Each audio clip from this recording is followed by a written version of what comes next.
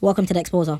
So Tobi put a picture out yesterday and left a message underneath it. So he took a picture of a bunch of his members, and underneath that, in the comments, so I believe an expat member, one of the subscribers, went to put out the link to one of the videos that I released yesterday, where it says Tobi was basically calling for the Phoebes to give £1,200 each, 150 of them, and 100 men to give £1,000 each.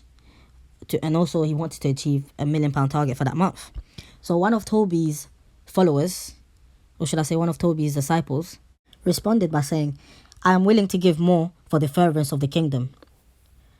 Barnabas gave his house. Please, £1,200 is nothing to the sons and the daughters of my highly esteemed father, Pastor Tobi. Join the winning team." Guys, if this is not brainwashing, I don't know what else this is. This is a guy that idolizes this man Tobi. You heard what he said.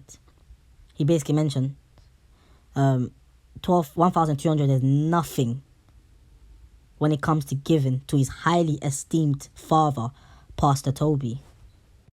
So one of the subscribers responded, "The only thing I won from joining that team was debt, and I can't pay off and poor credit. Thank you, sir." Then Tobi's disciple responded to him by saying, "Jesus Christ has paid every debt. Join the winning team." This is just unbelievable. Then later on, Tobi deleted the comments, and his disciple again mentioned, "I'm extremely loyal to my father, Pastor Tobi. I love my dad to the limit." Then you have other people commenting, and then someone said, "You're a blessing to the black community in London." This is just unbelievable, and you guys can see how these guys idolize this pastor. And I've mentioned before, this is a spiritual thing, because what is weird about this whole thing is that Tobi isn't doing anything for these people's lives, but they feel like they owe their whole life to this man.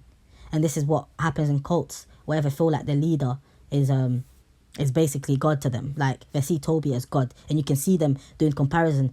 So they would use Jesus as an example, saying someone done this for Jesus, so what we're doing for Tobi is acceptable. So it's like they're comparing Tobi to Jesus, which is just blasphemous. And I just can't understand how anyone can call themselves Christian and behave in that manner with no shame.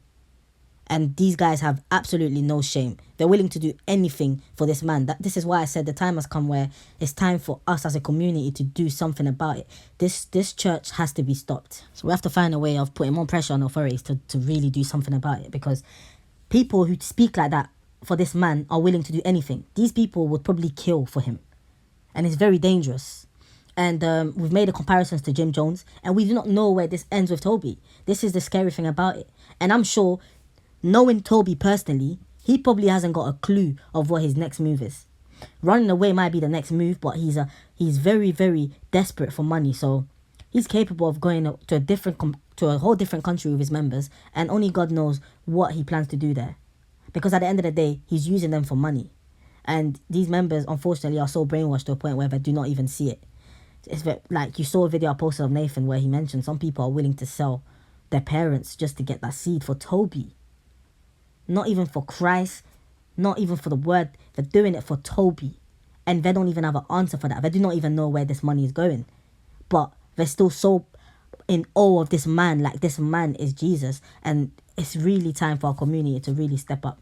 I'm calling out all the Spac Nation members, the ones that left, to really assemble each other and really try and find a solution to how you can tackle this organization.